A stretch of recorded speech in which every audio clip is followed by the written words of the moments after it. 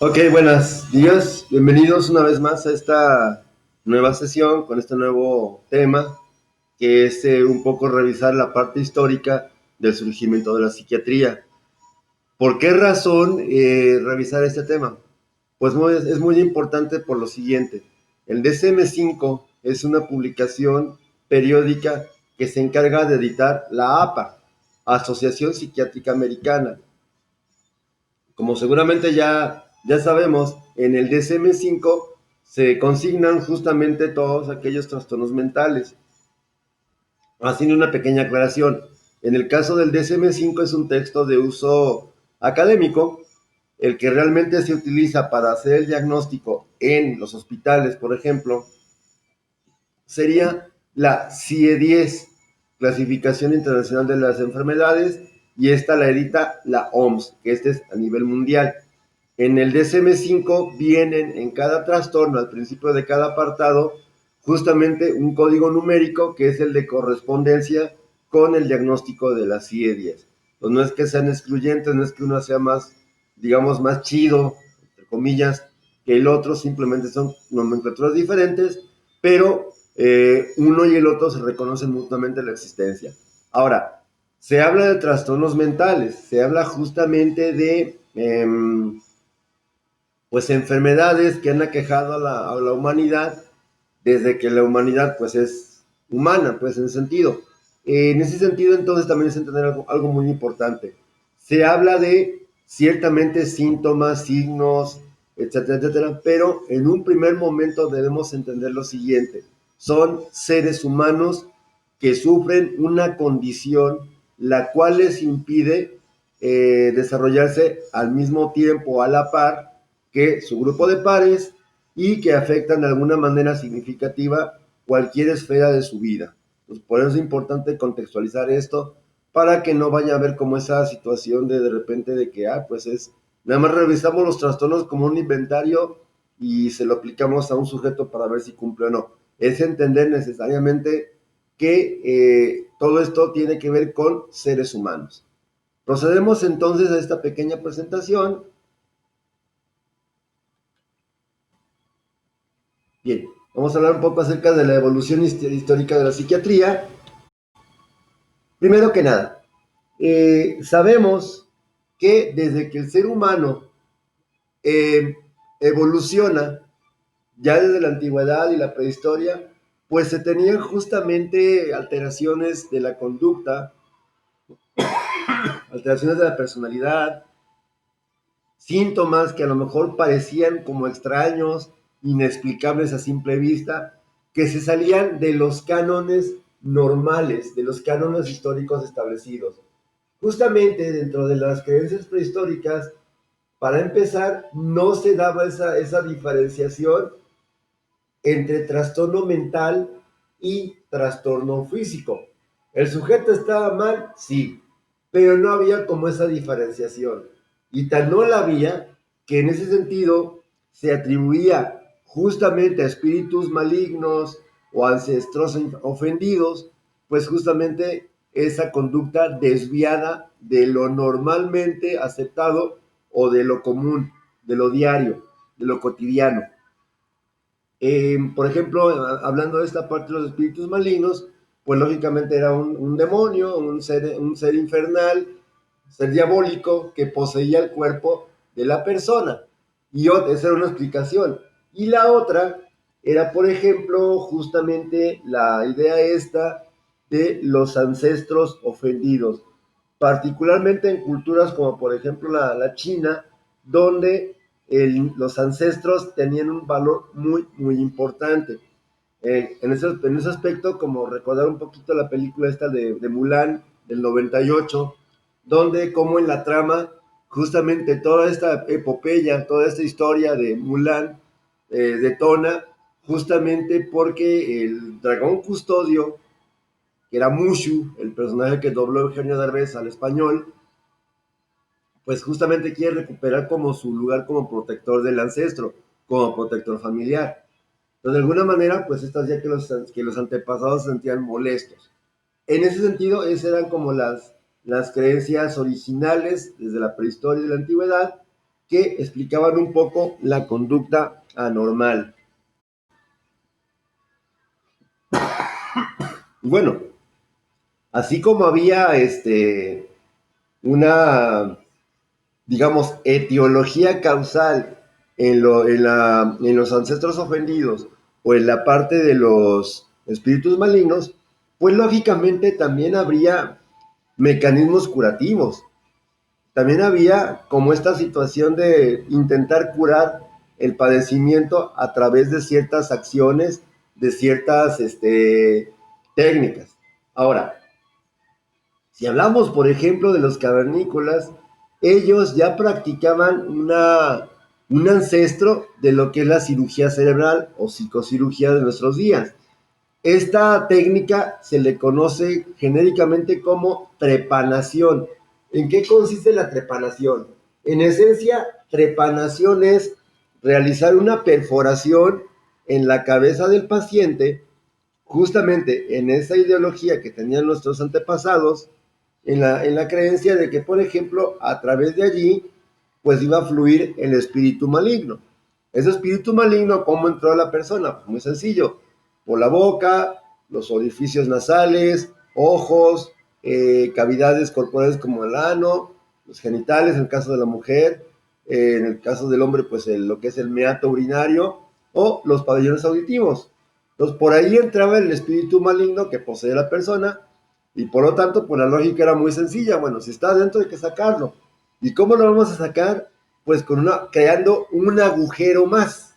Y este agujero, pues era justamente en la cabeza. Me tocó revisar para esta investigación algunas fotografías que no quise incluir por cuestiones pues bueno, sí, de hecho sí está una. En esta foto vemos justamente este orificio, es un trépano, ¿sí? Esta perforación es un trépano, entonces vemos que es un orificio pues bastante grande, ¿no? En comparación con lo que es las dimensiones de las cavidades que mencionaba ahorita, pues es bastante grande. En ese sentido, a través de esa perforación, pues salía el espíritu impuro, el espíritu maligno, y pues el paciente se tranquilizaba. Obviamente muchos fallecían, si no por la herida, por la infección que venía sobre esa herida, porque habría que aclarar, actualmente la trepanación, la callosotomía, la lobotomía, de alguna manera se practica quirúrgicamente con instrumentos esterilizados y con el paciente anestesiado. Y en esa época no había ni instrumentos quirúrgicos de acero inoxidable, como tampoco existían anestésicos. O sea, el paciente se la aventaba tal cual, literalmente, sin un gramo de anestesia, conscientito, despierto, con el dolor inmenso que esto implicaba justamente pues a la persona.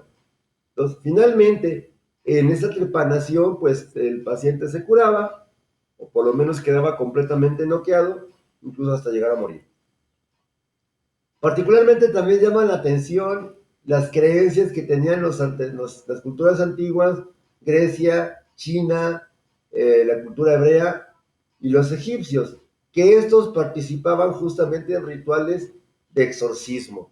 Tal vez la primera imagen que nos asalta a la memoria es justamente la película del exorcista de los años 70, donde vemos justamente a un sacerdote pues, que se acerca con una chica que está poseída, el papel de Linda Blair, arrojando agua bendita, diciendo oraciones, etcétera, rituales exorcistas. Ciertamente esto es ciencia ficción, no es cierto, un exorcismo no se hace así. Sin embargo, en este contexto que estamos explicando, pues tampoco se recurría justamente a la aspersión del agua bendita, ¿sí? Porque ese es un concepto particularmente cristiano. Y estas culturas florecieron antes de Cristo. ¿Y los exorcismos entonces en qué consistían? Pues muy sencillo, realizar oraciones, no sé, a Zeus, a un dios protector, a un ancestro protector, a Yahvé, a Ra, a Set, a Horus, justamente hacer rituales de oración. Algo particularmente interesante era hacer ruidos. Alguna vez, ya hace algunos años, eh, justamente hablando un poco acerca de esto, de las creencias irracionales, pero al fin de cuentas creencias en la prehistoria o en la antigüedad, se hablaba justamente de que los chinos tenían particularmente la creencia muy arraigada de que los eclipses, perdón, solares ocurrían a consecuencia de que un dragón se estaba comiendo literalmente al sol. Entonces, la lógica era muy sencilla. Y la lógica en el sentido, digamos, causa y efecto. Si yo pienso que un dragón se está tragando el sol, pues voy a salir con mis cacerolas, hacer la máxima cantidad de ruido que sea posible para ahuyentar a ese engendro, a ese monstruo, y dejar de comerse al pobrecito sol. Y particularmente los chinos debieron haber sido muy, muy ruidosos porque hasta la fecha ya el dragón huyó y sigue el sol todavía en su máximo esplendor. Es decir, eran tan ruidosos que obviamente pues no sé, ellos veían que después de hacer ruido, el sol aparecía porque es un fenómeno celeste natural, nada que ver con los dragones, pero ello les daba era como un reforzador este resultado positivo, ¿sí? También, pues finalmente, ya que el demonio, bueno, más bien el ser maligno o el espíritu impuro entró al cuerpo de la persona, pues hay que sacarlo. Si no se podía recurrir a la preparación, bueno, pues vamos a sacarle todo del relleno que tiene la persona. Y de alguna manera se administraban eméticos. Un emético es un medicamento o una sustancia química que provoca el vómito en quien lo consume. Pues lógicamente, pues el sujeto ingería este emético y sacaba todo, hasta los tacos de la mañana, ¿no? ¿Sí? Es decir, vomitaba todo y con eso supuestamente la creencia era que el sujeto se mejoraba. Éxito, no siempre. Algunas veces podría ser viable este éxito por una razón muy sencilla. Algunas sustancias psicotrópicas, algunas plantas, de alguna manera eran ingeridas en la dieta del sujeto, del paciente, y al administrarse el vomitivo, el emético, pues lógicamente vomitaba el veneno. Y algunas veces estos venenos tenían efectos psicotrópicos. Entonces, de alguna manera, se estaban purificando en el sentido médico de la palabra, no en el sentido espiritual. Por eso es que funcionaban los eméticos. Si esto no funcionaba, pues seguíamos con la inanición, donde el sujeto, pues lógicamente era inmovilizado de pies a cabeza, casi casi en vida se hacía como una momia, para que justamente no se moviera y no causara daño a sí mismo o a otros.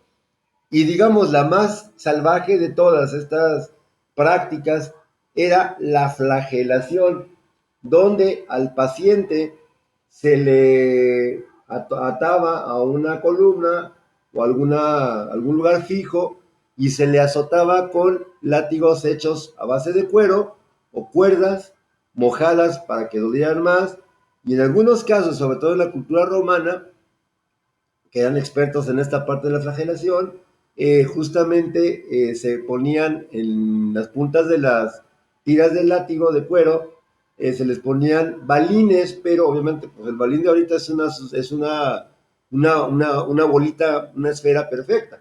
En ese entonces no había forma de hacer esto. Y eran básicamente trozos de metal atados a la cuerda del látigo.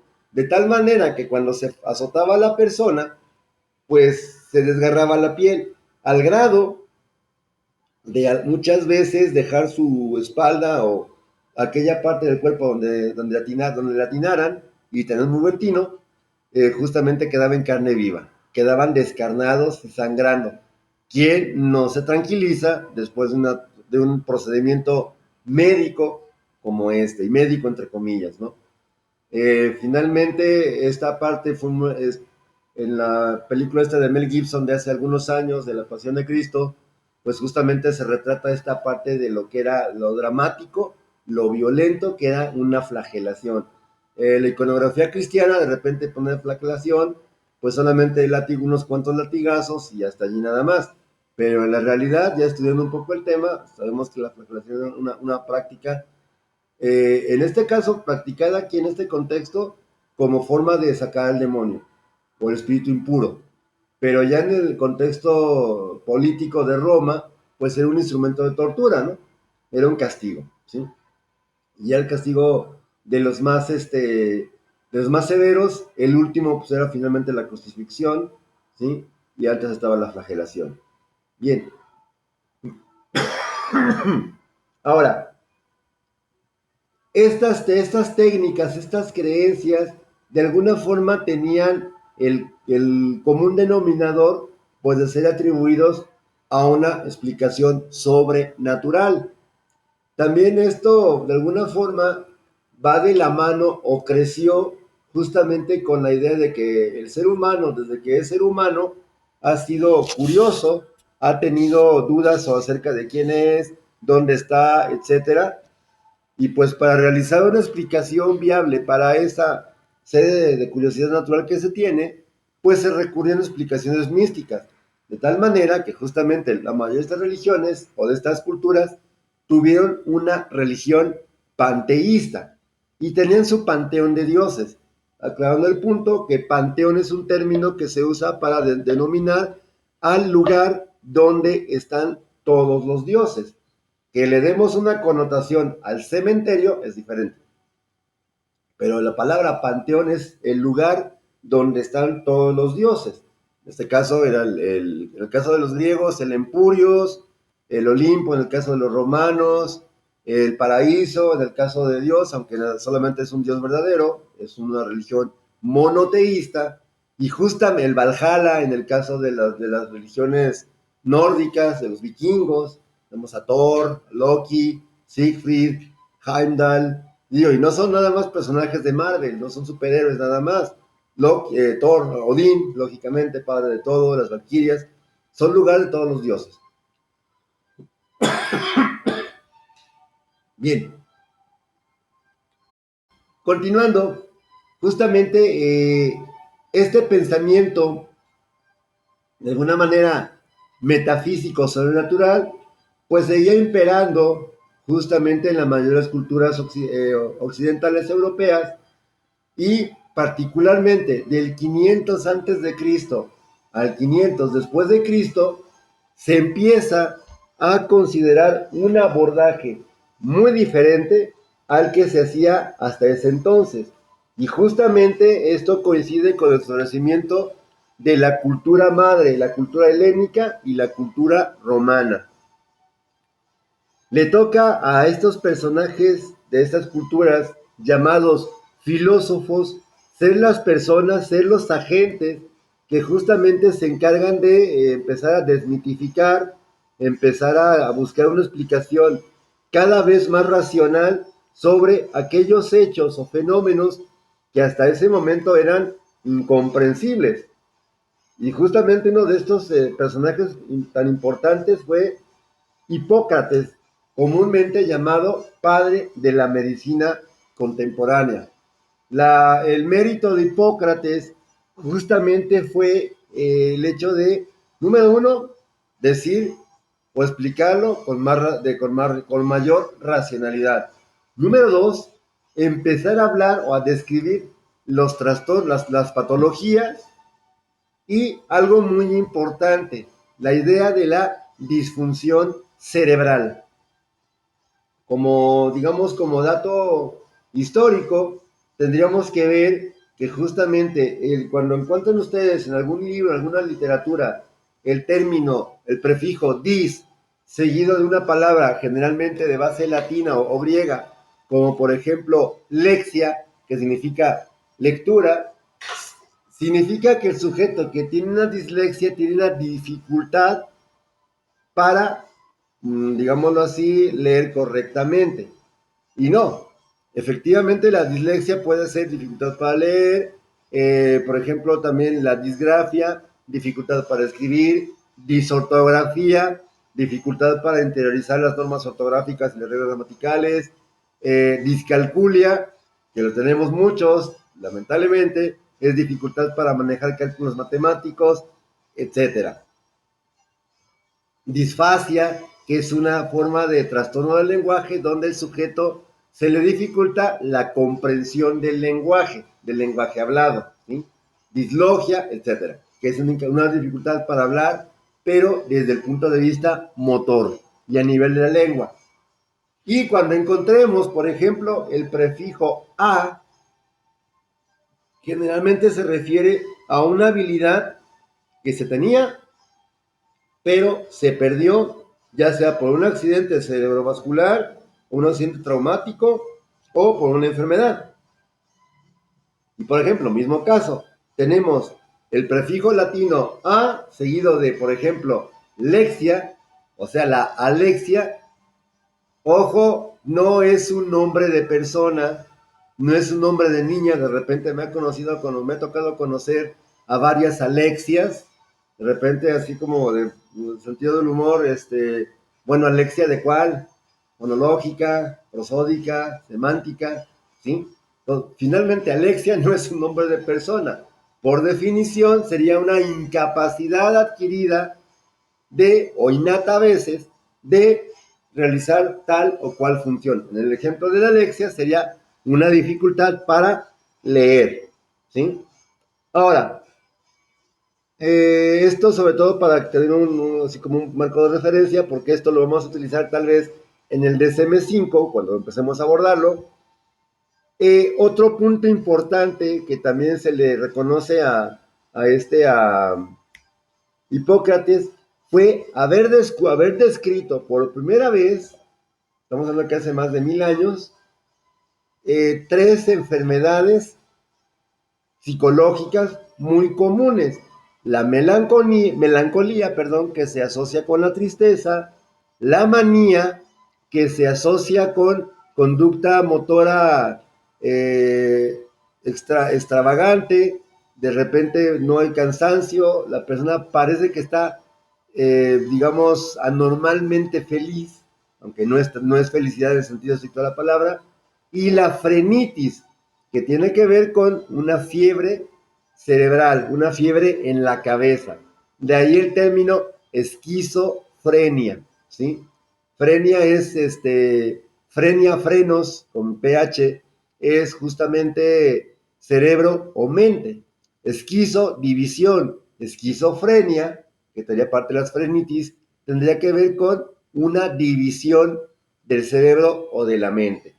Le toca, insisto, justamente al célebre médico Hipócrates realizar estas descripciones en una época donde no había ningún tipo de test psicológico, resonancias, etcétera. A puro observación.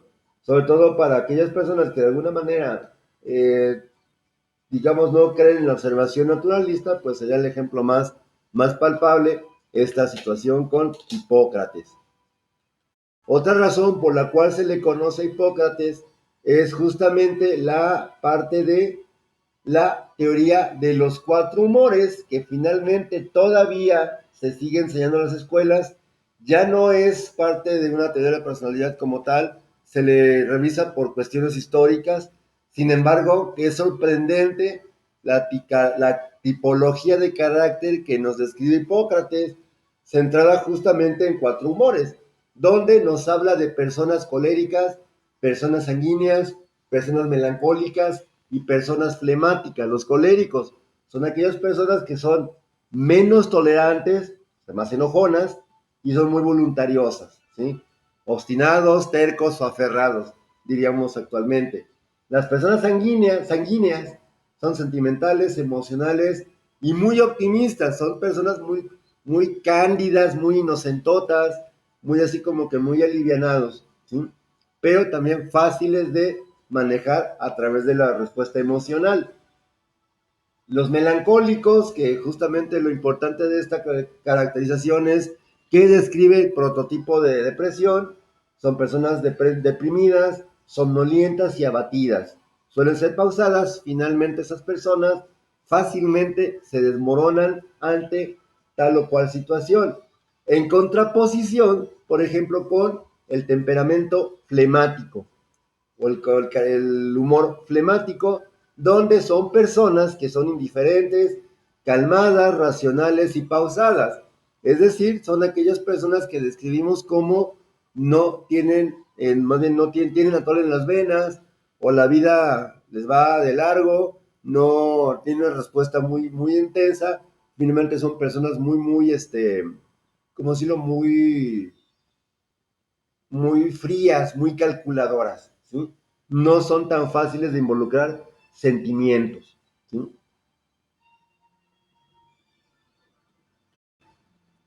Hablaríamos ahora a continuación de justamente estas explicaciones del pensamiento grecorromano.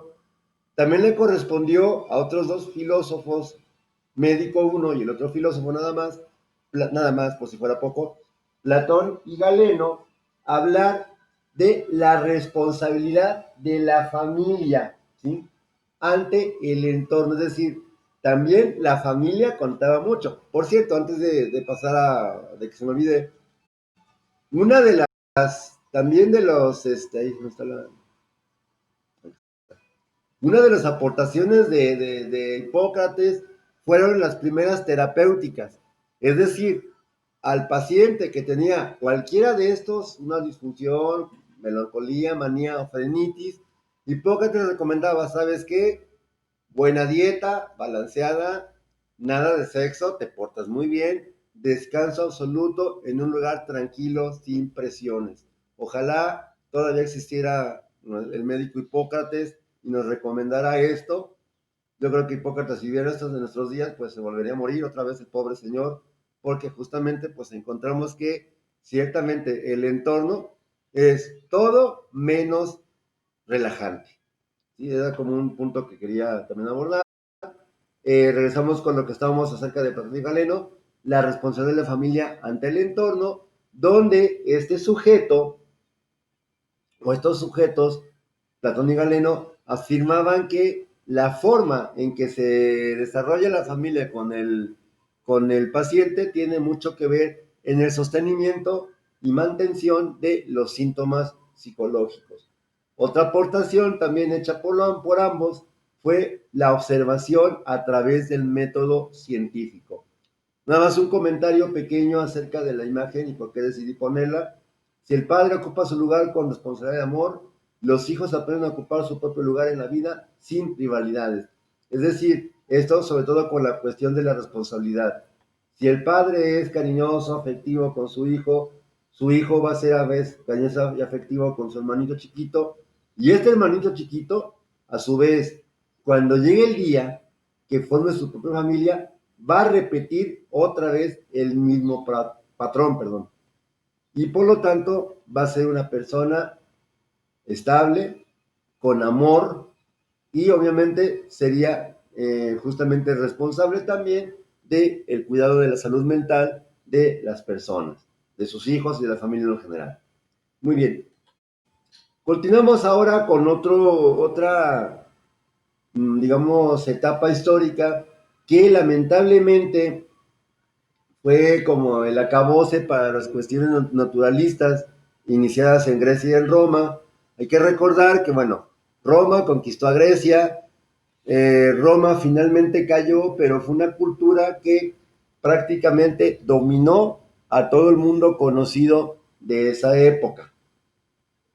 Justamente durante el nacimiento del cristianismo, en lo que es en el siglo I de nuestra era, pues ciertamente hubo conflictos muy, muy importantes entre los cristianos que sostenían una religión monoteísta y la religión imperial oficial, que era el paganismo o era el panteísmo, ¿sí? Entonces, justamente hasta el año 300 después de Cristo, fue cuando un emperador romano llamado Constantino finalmente decide convertirse al catolicismo, al cristianismo, por cierto, al cristianismo, y decide hacerlo justamente con esta finalidad de mantener finalmente la paz en el imperio, que estaba fracturándose justamente por las constantes guerras que tenían contra los cristianos, ¿sí? Recuerden, finalmente una técnica muy antigua para cuando agarraban cristianos era justamente meterlos al Coliseo Romano, al circo romano, donde pues tenían que combatir contra un monstruo, no un monstruo, perdón, un león, un animal salvaje, y si eran ganados, pues si ganaban, sobrevivían al combate, pues tal vez podían encontrar el famoso like, que era vive. El dislike, que es el pulgar hacia abajo, era cuello, tiene que morir. ¿Sí? Y ahí está la película esta también ya famosa de Gladiador, de Russell Crowe, ¿no? ¿Sí? Bien, en la Edad Media, pues justamente de la mano con el florecimiento de la religión cristiana, pues se retorna a concepciones religiosas o sobrenaturales para explicar la conducta anormal y entender la psicopatología. Algo muy importante que influyó justamente en este regreso a la superstición fue un apego completo, total e incondicional a los dogmas religiosos. ¿Qué es un dogma? Un dogma religioso va a ser una creencia generalmente irracional, generalmente obligatoria, donde, ok, tienes que creerlo tal cual te lo estoy diciendo. No busques así como una fundamentación, no busques un análisis racional, tal cual yo te lo estoy diciendo, así pasó y punto. Ese es justamente un dogma religioso. Y tenemos que finalmente la religión cristiana y también la católica comparten justamente estos dogmas que son creencias completamente irracionales, pero que están obligados los practicantes o los militantes están obligados justamente a aceptar.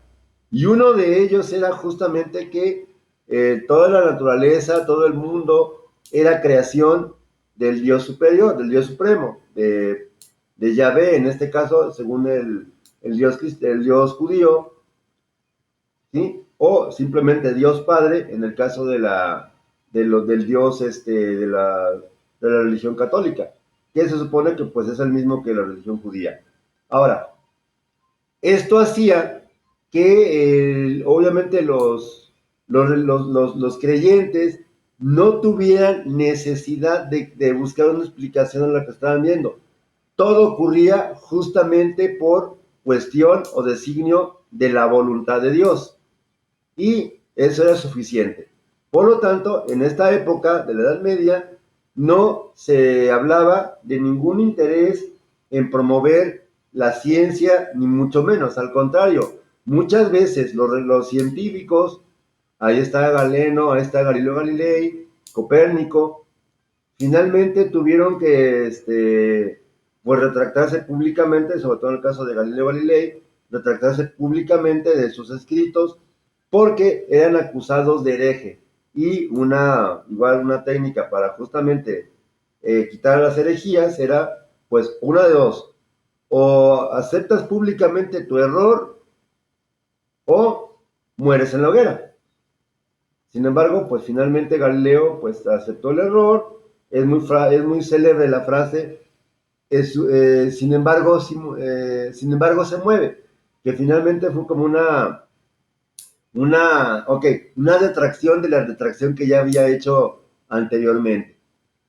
Sin embargo, el hereje en lo general pues era una persona que iba a ser castigada justamente por la Santa Inquisición o por el Santo Oficio como persona que estaba desafiando o transgrediendo la voluntad divina, y por lo tanto merecía un castigo. Finalmente, dentro de esta violenta etapa de la Edad Media, pues lamentablemente al paciente con algún tipo de trastorno psicológico, pues no le fue muy bien que digamos. Ahora, ciertamente en los albores de la Edad Media, lo que se llama Edad Media Baja, los monjes, los religiosos, prácticamente, pues, de acuerdo justamente al mandato de ama a tu prójimo como a ti mismo, establecido por Jesucristo, finalmente empezaban dando un trato gentil, un trato, pues, muy bueno, piadoso, misericordioso, aunque obviamente también había abusos hacia los pacientes mentales. Pero esto poco a poco fue cayendo en el olvido y pues de alguna manera se pasó de lo gentil hacia lo completamente brutal. Hace algunos años, aquí en Guadalajara, hubo una exposición, no sé si todavía la haya, y creo que estaba en el refugio, de instrumentos de tortura. Y pues con esos instrumentos veíamos que justamente nuestros inquisidores pues eran bastante creativos en buscar de una y mil maneras justamente la forma de castigar al limpio, al pecador, que fue en lo que se convirtió el enfermo mental, un limpio o un pecador. De alguna manera, en esta parte de lo que es la Edad Media, permítame, así, estamos bien. En esta parte de la Edad Media, pues tenemos justamente esa como, ¿cómo decirlo? Como vuelta al oscurantismo, de hecho así se le llama, oscurantismo o edad de las tinieblas, donde pues lejos de haber una búsqueda de una explicación racional ante la enfermedad mental, pues eran considerados enemigos de Dios y por lo tanto se recurría pues a varias formas de castigo, desde azotarlos, y finalmente quien después de una, digamos, una golpiza religiosa, una linda madrina, de repente no se pone en paz o no se compone, no deja de comportarse violentamente. Ayuno, de repente la misma situación. Al paciente, al enfermo, al pecador, en este caso ya no enfermo, se le privaba del alimento por días. Estas debilitaban no nada más su cuerpo, sino su voluntad. Y lo dramático del caso es que justamente de la mano con ese debilitamiento de su voluntad, pues él, ok, sí, yo soy el hijo del diablo, yo practico brujería, aún siendo inocente. Y con esa confesión, lógicamente venía la tortura o la muerte. Las aspersiones, que eran con agua bendita, ¿sí? Que generalmente no tenían mucho éxito, ¿sí? Y algo muy dramático, pues que eran las inmersiones en agua caliente o en agua fría. En el caso del agua caliente, bueno, lógicamente la persona que era sumergida en líquido, en aceite hirviendo o en agua hirviendo en una gran caldera, pues de repente sufría quemaduras de tercer grado en la mayor parte de su economía corporal y pues con esto moría. Pero aquí hay una cosa importante a destacar. La, digámoslo así, la razón de hacer todo esto no era curar al paciente, no era salvar su vida. La causa última de esto era básicamente hacer que su alma regresara con el Creador, purificada a través del fuego. Eh, Justamente de la mano con esta imagen que tengo aquí al lado, al lado derecho de la pantalla, tenemos una víctima, una mujer que estaba siendo quemada en vida. Era también una prueba justamente para determinar si era culpable o inocente. Pero eso vamos a explicar un poquito más adelante. Bueno, en ese caso del agua caliente, pues era esto. Finalmente la persona moría por las heridas, por la infección. Pero también, y muy importante, eran las inmersiones o baños con agua helada. Europa es un clima frío en la mayor parte del continente. Y bueno, en este caso, pues a las 3 de la mañana, cualquier persona con ¿cómo decirlo? Que era bañada en agua fría, en agua helada, pues lógicamente se ponía en paz por hipotermia, ¿sí? De tal manera que en este oscurantismo de los años 500 al año 900 de nuestra era, después de Cristo, fue un periodo lamentablemente muy triste para lo que son la mayoría de los pacientes mentales.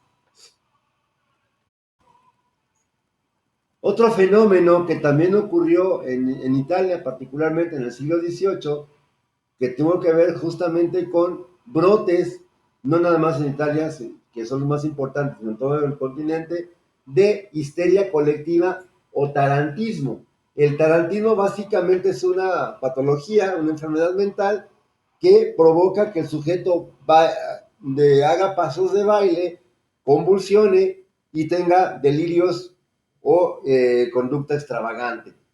En la actualidad, este tarantismo es lo que corresponde o correspondía al mal de San Vito y actualmente le llamamos Corea de Huntington. En esta secuencia de fotos tenemos justamente el aspecto de un paciente afectado con Corea de Huntington. Vemos cómo tiene ciertas posturas corporales pues completamente anormales, ¿sí?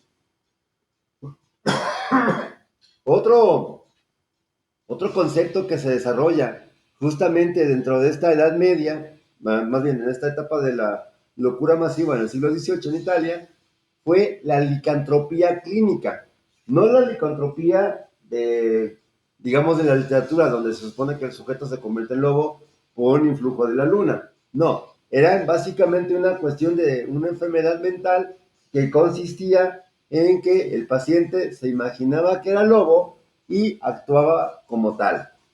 En ese sentido, esta licantropía la podemos ver justamente reflejada en una película de algunos años atrás de Natalie Portman, El Cisne Negro, que básicamente la chava era una prima bailarina que se obsesionó así bien marcadamente con la idea de tener ese personaje en esa puesta en escena. En la secuencia final, justamente durante el baile, digamos, el solo del cisne negro, ella empieza a percibir, y de hecho si me ponen en la imagen, en la película, que se transforma en una criatura animal con forma de cisne. Eso es parte también de la licantropía clínica, ¿sí? Ahora, en ese sentido, este tipo de padecimientos de alguna forma se generalizó o proliferó porque básicamente había mucho estrés en la población que estaba bien siendo diezmada por plagas como la peste bubónica, la peste negra. Había conflictos armados en la mayor parte del continente europeo, particularmente Italia, Inglaterra, Francia, España, etcétera, Alemania, que había pleitos por el poder, lo de siempre. Y esto generaba justamente de la mano con todo esto hambres. Ahora, esta parte de la guerra y las hambrunas que seguían a estas hambres tenían que ver con una alteración del equilibrio bioquímico del sujeto. Por esta razón, este tipo de situaciones sociales generalmente provocan o estrés postraumático en algunos pacientes y o delirios y alucinaciones persecutorios, más todo lo que estábamos viendo, lo que es la Corea de Huntington, que es una enfermedad biológica, orgánica, lo que es la licantropía, que es una forma de delirios, ¿sí? Pero tal vez el acontecimiento más importante justamente en esta etapa histórica fue principalmente la brujería. La brujería que de alguna manera tiene su auge históricamente durante 300 años de los siglos XV al siglo XVIII. Ok, históricamente tendríamos que considerar que esta parte de la brujería surge en el contexto de la reforma protestante hecha por Martín Lutero en el siglo XVI en Alemania, donde Martín Lutero pues se rebela contra la doctrina oficial de la Iglesia Católica, desafiando o contradiciendo ciertos dogmas que eran intocables en ese entonces. Ahora, de la mano con esta reforma protestante, obviamente el clero católico empezó a perseguir como enemigos, como herejes, a todo aquel sujeto que estuviera de acuerdo con la doctrina de Lutero. Y el problema fue justamente que se empiezan a presentar también este documento que se llama Bula Papal, emitida originalmente por Inocencio VIII, allá por esos años de los siglos XVI, donde decía, especificaba y ordenaba al clero católico localizar, identificar y exterminar a todos aquellos que practicaran la brujería, que fueran herejes, que fueran magos, hechiceros.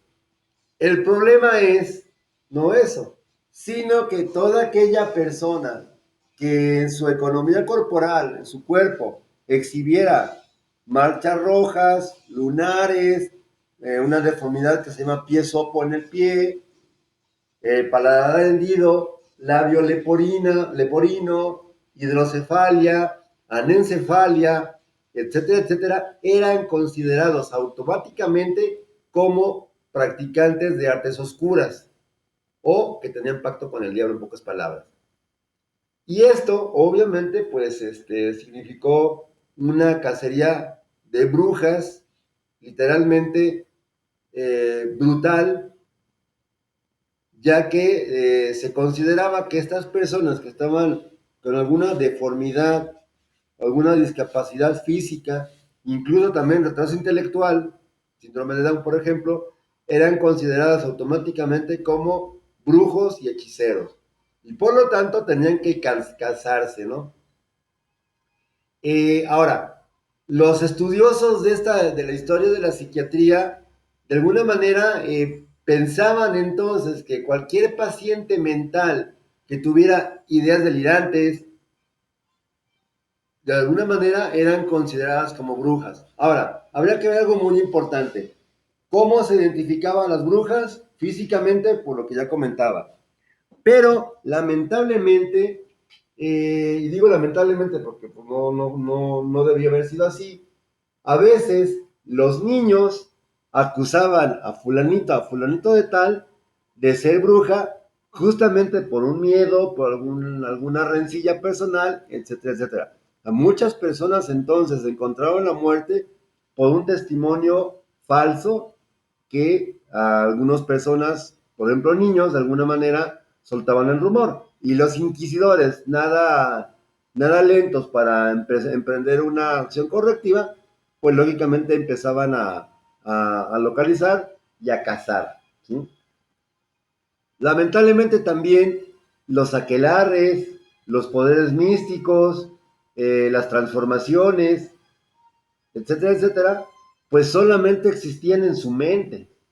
Es decir, la mayoría de las víctimas de la Santa Inquisición que fueron enjuiciadas y asesinadas por los cargos de brujería y o herejía, declarándoseles anatemas o malditos por Dios, eran personas mentalmente sanas.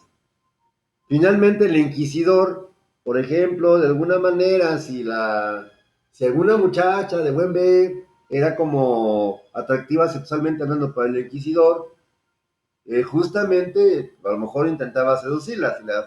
Si la susodicha no aceptaba, no cooperaba, no aflojaba, como decimos, pues se ordenaba su ejecución. Y pareciera que justamente en esa etapa los métodos de convencimiento pues eran muy sencillos, ¿no? Finalmente, ¿quién no se va a convencer o quién no va a decir que sí es bruja tras ser expuesto a castigos como el empalamiento, el desmembramiento, la dulce dama, que era básicamente este sarcófago donde metían a la víctima o al acusado y lo empalaban en un sarcófago con picos afilados. Finalmente casi siempre morían, de hecho. O quemadas vivas. Decía hace ratito, esta parte de las quemadas vivas. Ok, la prueba era muy sencilla. Si te acusamos de bruja, ¿eres bruja? No, no soy bruja. Ok, perfecto. Vamos a hacer la prueba del fuego. ¿Y qué era la prueba del fuego? La prueba del fuego era básicamente a la víctima, atarla a un poste, en público obviamente, donde se le quemaba viva. La premisa era muy sencilla. Si eres inocente, Dios va a mandar a un ángel y te va a salvar. ¿Sí? Y si eso pasa, automáticamente ningún cargo. Si eres culpable, te vas a chicharrar, te vas a quemar y vas a arder. La mayoría de las veces, de hecho, todas las veces, la víctima fallecía a causa de las quemaduras. Pero su alma, que insisto era la parte importante, la que tenía que rescatarse, pues era justamente mandada vía express, un boleto VIP, al cielo. Pues finalmente esto fue lamentablemente el contexto que se presentó durante la brujería en los siglos XV a XVII, donde algunos los historiadores pensarían que, bueno, las personas que eran brujas o brujos tenían algún trastorno mental. No, la mayoría estaba sanos. Ciertamente había alguno que otro que sí tenía como esa condición, pero la mayoría eran personas mentalmente sanas. Sin embargo, justamente cuando surge el humanismo en el Renacimiento, se le atribuye a John Weyer, alemán, un libro que publicó y que tenemos aquí su portada original, una fotografía obviamente, Pseudomonarquía Demonium, es decir, el pseudogobierno del demonio, donde él echaba por suelos con argumentos racionales, justamente que la perturbación mental no era ni posesión ni pacto con el demonio. Era básicamente un conflicto psicológico, intrapsicológico, y que tenía o se manifestaba con relaciones interpersonales inadecuadas o desequilibradas. Pudiéramos decir que esta tesis de Weyer, fue el ancestro o fue el abuelito, el antepasado, si se quiere decir así, de la concepción freudiana de la conducta anormal, que esa la vamos a revisar en el próximo video. Pero justamente esto empieza a marcar un retorno paulatino y a cuentagotas a concepciones más naturalistas, ¿vale? Y así llegamos finalmente al siglo XVIII-XIX con un movimiento que se llamó en lo general movimiento de reforma. ¿De reforma en qué sentido? Finalmente, ok, ciertamente ya el paciente ya no era demonio, no era bruja, nada por el estilo, pero era enfermo. ¿Y qué hacemos con esos enfermos? Pues los metemos a psiquiátricos o manicomios, ¿sí? Donde pues eran básicamente tratados, sí, ciertamente ya no los mataban con métodos crueles de tortura, pero las condiciones eran completamente infrahumanas. Ah, ah, perdón, hacinados, de repente sin privados de la alimentación, sin ningún contacto social con familiares, de repente literalmente nadaban en sus heces y en su orina, de repente pues también no había ningún tipo digamos, de trato humano digno. Justamente en ese contexto son tres países donde surge este movimiento de reforma, encabezados inicialmente en Francia por Philippe Pinel, que justamente él como médico visita los psiquiátricos de ese entonces, que era la Bicêtre y Salpêtrière, uno para hombres y el segundo para mujeres, donde se da cuenta, espantado, azorado, de cómo se trataba al enfermo en esos lugares. Él ordena inmediatamente que se les desencadenara, ordenaba que se les diera de comer, ordenó que se les diera un aseo general y que pues prácticamente dentro del hospital, dentro del lugar donde estaban confinados, tuvieran la oportunidad de salir a la luz, que les diera el sol y que algunos tuvieran la oportunidad de platicar justamente de sus problemáticas, ¿sí?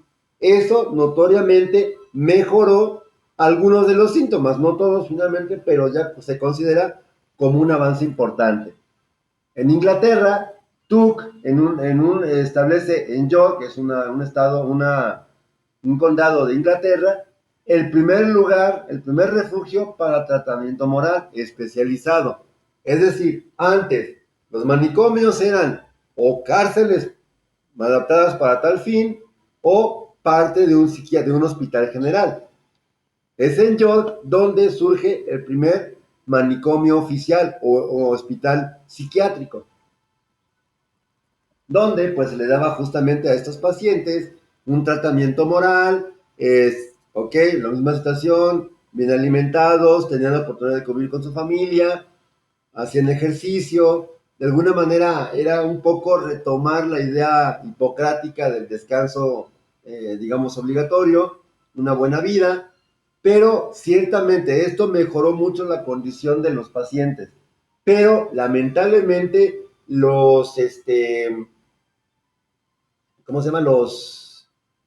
El personal, los médicos y enfermeras, el personal, aún tenían de alguna manera prácticas no muy adecuadas justamente en el tratamiento de esos pacientes.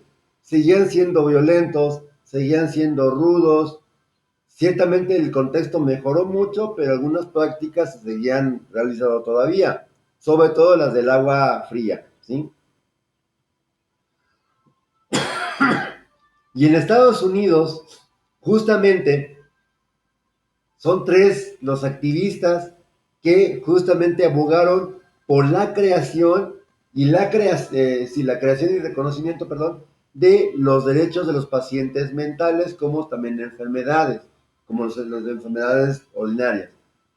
Teodoro Rush, Dorothea Dix y Beers, que no me acuerdo su nombre, ahorita se me fue el nombre de mi memoria. En el caso de Rush, justamente también intenta establecer los primeros centros psiquiátricos en Estados Unidos, pero finalmente, pues también con las mismas limitaciones que tenía en York, en Inglaterra. Dorothea Dix tal vez fue la mujer activista en beneficio de los derechos de los pacientes mentales más importante de la historia.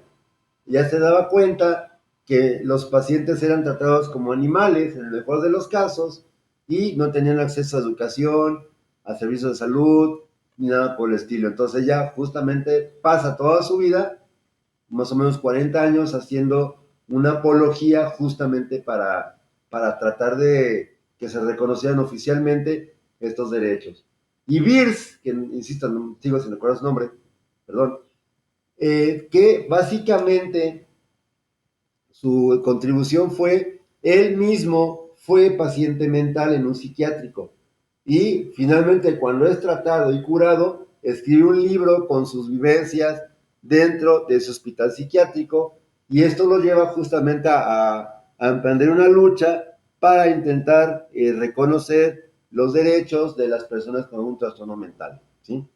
Finalmente, insisto, este es el panorama histórico de la evolución de la psiquiatría, cómo pasamos de las concepciones supersticiosas, místicas, espíritus malignos, ancestros ofendidos, a concepciones naturalistas, después otra vez a concepciones supersticiosas, toda la cuestión de Dios o del diablo, a finalmente otra vez conceptualizar o reconceptualizar al paciente mental como un enfermo, pero que ciertamente también tiene sus derechos. Insisto, una parte importante de toda esta temática es considerar que el paciente mental, independientemente de su conducta, independientemente de sus afectos o de su cognición, sigue siendo un ser humano que pues tiene personalidad, vida propia, que tiene a lo mejor familia, que a lo mejor buscaría pues reincorporarse a esa situación familiar en medida que sea posible. Ciertamente no se niega la idea de que hay ciertos padecimientos que obligan a la persona a cometer actos completamente aberrantes, pero son la minoría de ellos. La mayoría de los pacientes psiquiátricos, si tienen algún buen tratamiento, pueden reincorporarse parcialmente a una vida normal.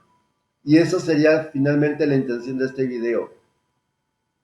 Más que dar un panorama histórico, pues sí contextualizar justamente el hecho de que estamos hablando de no signos y síntomas como en el DSM-5, sino